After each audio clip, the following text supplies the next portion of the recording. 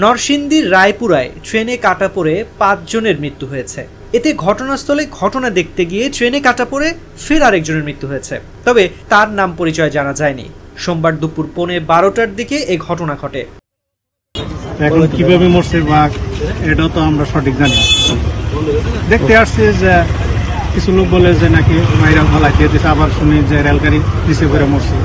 আসলে এই এলাকার লোক কিনা এটা এখন কোনো সন্ধান বা এইরকম কোনো চিনাক্ত হয় না যে এলাকার।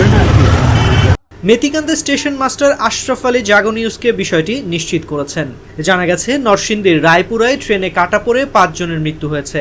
সোমবার সকাল 6:45টার দিকে উপজেলার পলাশতলী ইউনিয়নের কমলপুর এলাকায় এ ঘটনা ঘটে।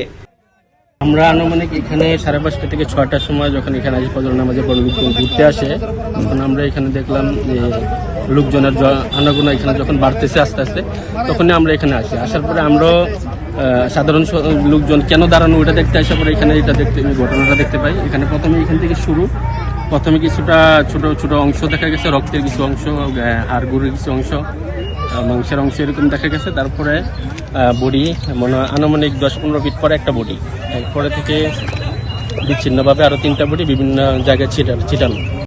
সকাল 8:30টার দিকে রেল লাইনের পাশে 5টি মরদেহ ছিন্ন বিচ্ছিন্ন অবস্থায় দেখতে পান স্থানীয়রা। পরে খবর পেয়ে পুলিশ ঘটনাস্থলে যায়। ঘটনা শোনার পর আমরা রায়পুরা থানা পুলিশ এবং রেল পুলিশ আসছি। এরকম 5 জন অজ্ঞাত ব্যক্তির লাশ রেল লাইনে এবং রেল লাইনের পাশে পড়ে রয়েছে। তো ঘটনার সংবাদ পেয়ে এসে আমরা পরিচয় শনাক্তের চেষ্টা করি, তো এখনো পরিচয় শনাক্ত হয় নাই। আমরা ঘটনাটা যেহেতু 5 জন মানুষের মৃত্যু, আমরা গুরুত্বের সহিত খতিয়ে দেখব। আর আমরা ইতিমধ্যে পিবিআইকে খবর দিয়েছি ঘটনা শনাক্ত করার জন্য তথ্য প্রযুক্তি। এদিকে এই ঘটনা দেখতে ঘটনাস্থলে যান ওই ব্যক্তি। এ সময় সিলেট থেকে ঢাকাগামী কালনী এক্সপ্রেস ট্রেনে কাটা পড়ে তার মৃত্যু হয়। তাৎক্ষণিকভাবে তার পরিচয় পাওয়া যায়নি।